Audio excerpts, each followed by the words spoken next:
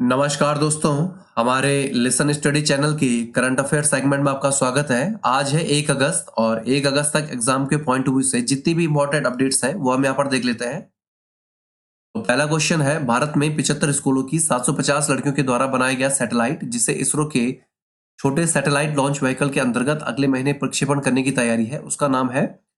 Option इसमें जियो set, आजादी set, India set या फिर नैनो सेट। इसका राइट आंसर है आजादी सेट। इस साल भारतीय स्वतंत्रता की 75वीं वर्षगांठ पर इसरो ने इसे लॉन्च करने की योजना बनाई है। इसके रिगार्डिंग इसरो के जो वर्तमान अध्यक्ष है एस सोमनाथ, इन्होंने विज्ञान विभाग और मंत्रालयों की जो संयुक्त बैठक है उस दौरान यह बात बताई है। अब अगर हम यहाँ पर इसरो की बात करें, इसरो यानी कि इंडियन स्पेस रिसर्च ऑर्गेनाइजेशन या फिर इसे भारतीय अंतरिक्ष अनुसंधान संस्थान इसका हिंदी में नाम है। इसकी जो स्थापना है वो 15 अगस्त 1969 को हुई थी। इसका वर्तमान में मुख्यालय अंतरिक्ष भवन बेंगलुरु में स्थित है। इसके वर्तमान अध्यक्ष एस सोमनाथ हैं। इसरो के पहले सफल सैटेलाइट का नाम महान खगोल विज्ञानी आर्यभट्ट के नाम पर रखा गया। यह जो सैटेलाइट है 19 अप्रैल 1975 को पहली बार लॉन्च किया गया और पूरे भारत में इसरो के 6 मुख्य केंद्र हैं। नेक्स्ट क्वेश्चन है, वर्तमान में भारतीय दूरसंचार मंत्री कौन है जिन्होंने हाल ही में कहा है कि अक्टूबर के पहले सप्ताह तक देश में 5G सुविधाएं शुरू हो जाएंगी। ऑप्शन है इसमें अश्विनी वैष्णव, जितिन प्रसाद, अनुराग ठाकुर या फिर निर्मला सीतारमण। इसका करेक्ट आंसर है अश्विनी वैष्णव। ये है भारत के टेलीकॉम मिनिस्टर अश्विनी वैष्णव। अभी हाल ही में चल रही 5G स्पेक्ट्रम की नीलामी के बाद इसका आवंटन किया जाना है और यह अनुमान लगाया जा रहा है कि इसी साल अक्टूबर महीने की शुरुआत में यह सेवा शुरू भी हो जाएगी।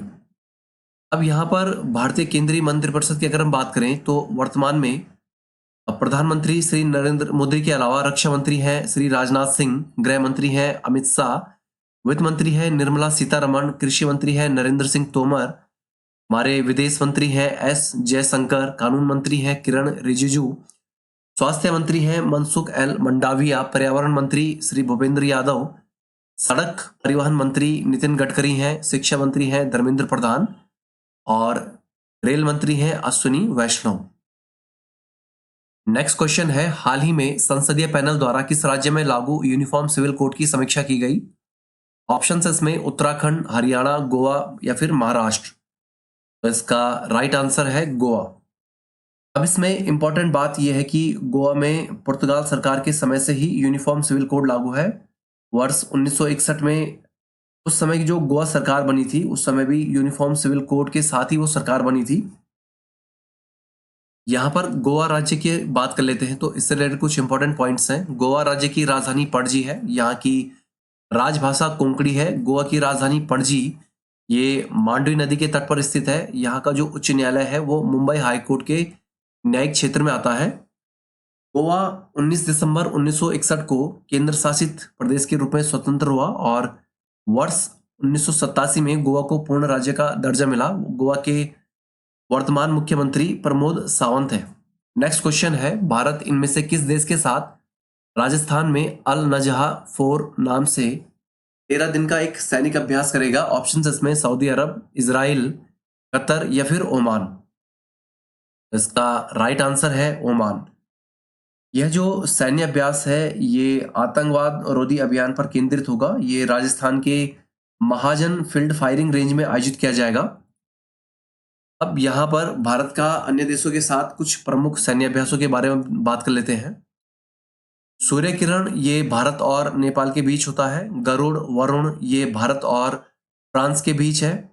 मालाबार ये भारत, जापान और अमेरिकी नौसेना के बीच त्रिस्तरीय संयुक्त नौसैनिक अभ्यास है। इंद्रधनुष ये भारत और ब्रिटेन की हवाई सेना के बीच प्रमुख सैन्य अभ्यास है। मैत्री ये भारत और थाईलैंड के बीच प्रमुख सैनिक अभ्यास है और मित्र शक्ति ये भारत और श्रीलंका के बीच सैन्य अभ्यास है। कोप युद्धाभ्यास, रेड फ्लैग, वज्र प्रहार ये सभी भारत और अमेरिका के बीच होने वाले सैन्य अभ्यास हैं। नेक्स्ट क्वेश्चन है, इनमें से कौन 2022 का अंतरराष्ट्रीय बुकर पुरस्कार विजेता है? ऑप्शन इसमें गीतांजलि श्री, रेणुका खत्री, अनुराधा श्री या फिर मोनिका खत्री। इसका राइट आंसर है गीतांजलि श्री। ये हैं गीतांजलि श्री और इन्हें वर्ष 2022 का इंटरनेशनल बुकर प्राइज अवार्ड मिला है। अब यहाँ पर विश्व के कुछ प्रमुख अंतर्राष्ट्रीय पुरस्कारों की बात कर लेते हैं।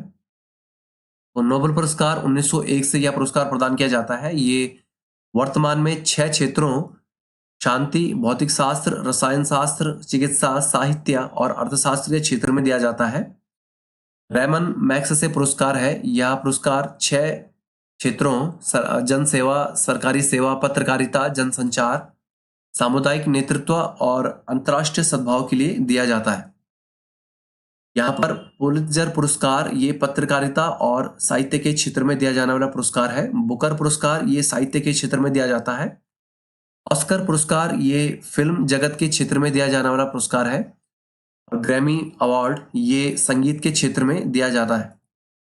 नेक्स्ट क्वेश्चन है, भारतीय नेवी ने हाल ही में अनुसंधान में सहयोग के लिए किस संस्थान के साथ एमओयू पर हस्ताक्षर किए हैं?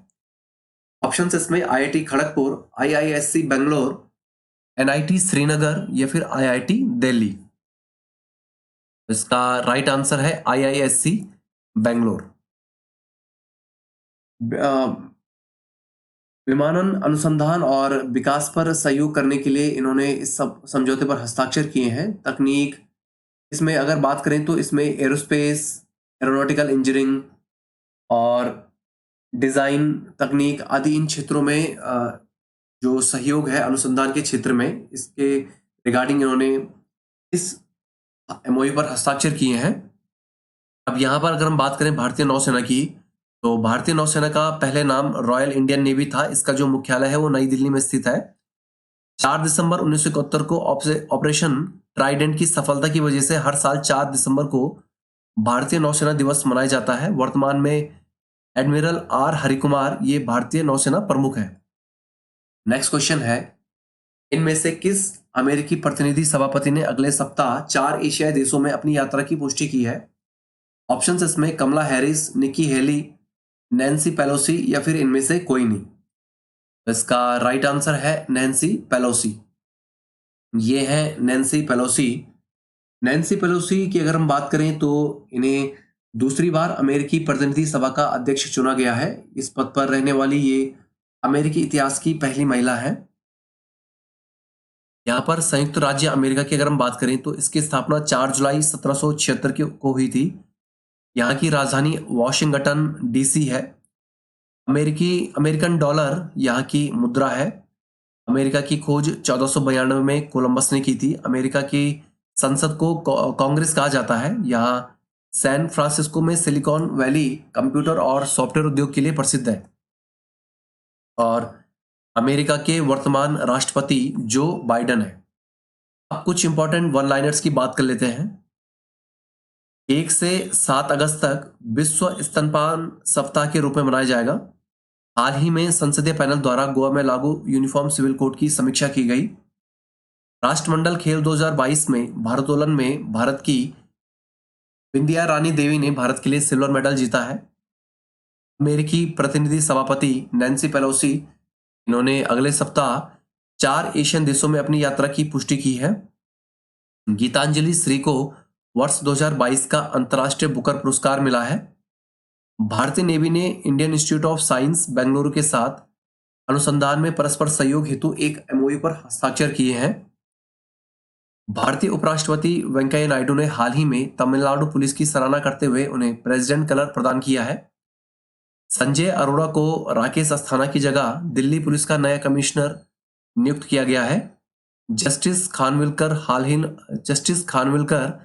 हाल ही में सुप्रीम कोर्ट से रिटायर हुए हैं। 19 साल के जेरेमी लाल निरंगुआ इन्हें राष्ट्रमंडल खेल 2022 में भारोत्तोलन में दूसरा स्वर्ण पदक मेडल मिला है। भारतीय सेना प्रमुख जनरल मनोज पांडे इस समय भूटान की यात्रा पर है। तो friends, that's all for today. अगर आपको हमारी वीडियो यूजफुल लगी हो तो हमारे चैनल को लाइक, सब्सक्राइब करें और अपने फ्रेंड्स के साथ शेयर भी करें। Thank you all, best of luck. मिलते हैं नेक्स्ट वीडियो में।